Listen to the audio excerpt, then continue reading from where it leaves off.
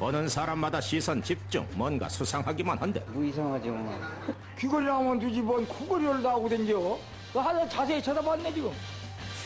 가만히 있자. 그러니까 증언을 종합해 보면 이상한 코골이란 말씀?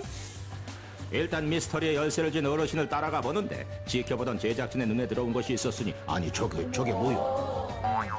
정령 코골이란 말인가? 코양이 혹시 피어싱이에요? 아니요. 뭔 피어싱이 뭐예요? 콧뚜레예요. 예요? 예. 안 아파요. 소가하는 거 같아요. 안 아파요.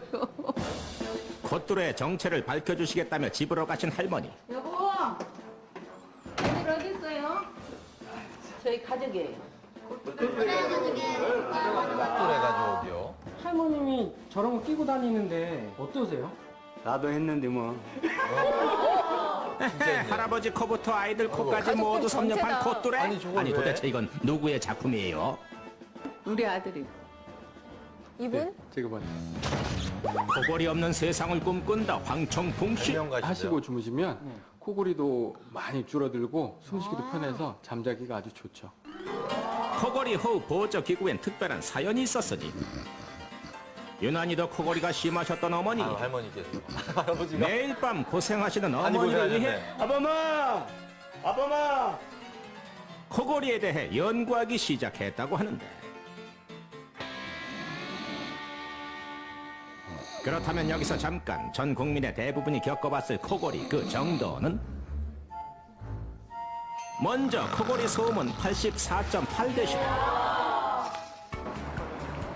서울 시내 버스 소음은 80데시벨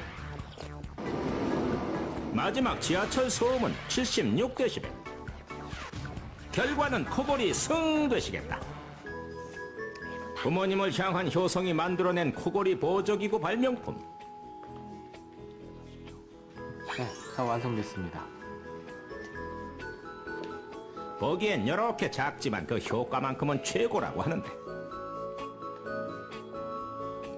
이젠 콧뚜레 없인 단 하루도 잠을 잘 수가 없단다. 이게 확장이 된다고 하더라고요.